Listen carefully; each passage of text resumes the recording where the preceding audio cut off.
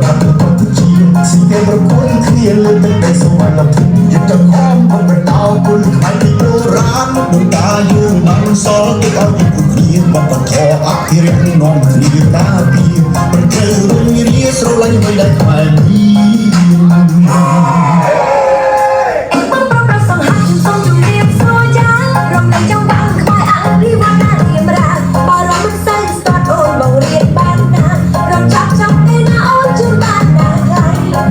ទស្សនាប្រាសាទបុរាណស្រយកមួយយ៉ាងបំផាត់ឲ្យបានយកពីអត្ថន័យចម្លាក់នៅលើប្រាសាទគេនោះដាក់អស្ចារ្យក្រៃនាមកូនខ្មែរប្រុសស្រីសូមសន្យាខិតខំថែ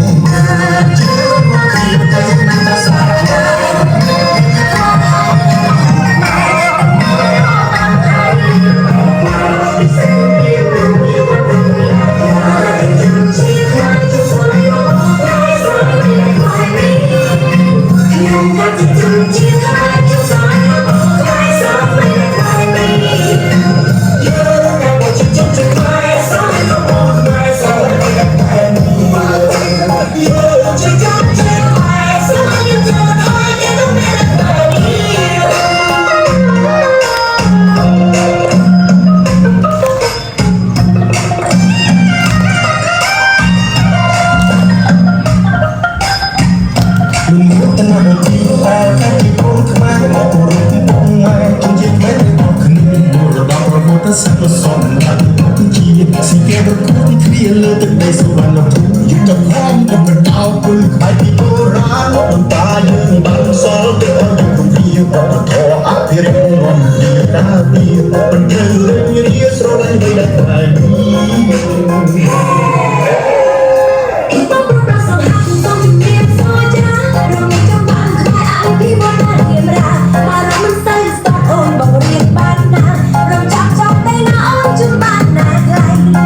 ទស្សនាប្រាសាទបុរាណស្រយកមួយយ៉ាងបំផាត់ឲ្យបានយកពីអត្ថន័យចម្លាក់នៅលើប្រាសាទគេនោះដាក់អស្ចារ្យក្រៃនាមកូនខ្មែរប្រុសស្រីសូមសន្យាខិតខំថែ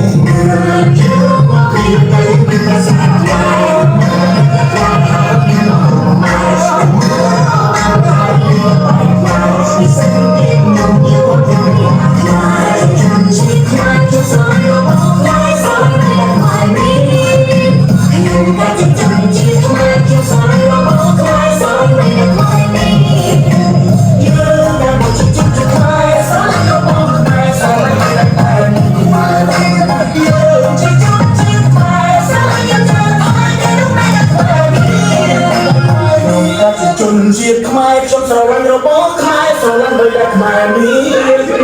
ខ្ញុំក៏ជាជនជាតិខ្មែរខ្ញុំស្រឡាញ់របស់ខ្មែរស្រឡាញ់ដោយតែខ្មែរនេះយើងតែជាជនជាតិខ្មែរស្រឡាញ់របស់ខ្មែរស្រឡាញ់ដោយតែខ្មែរនេះ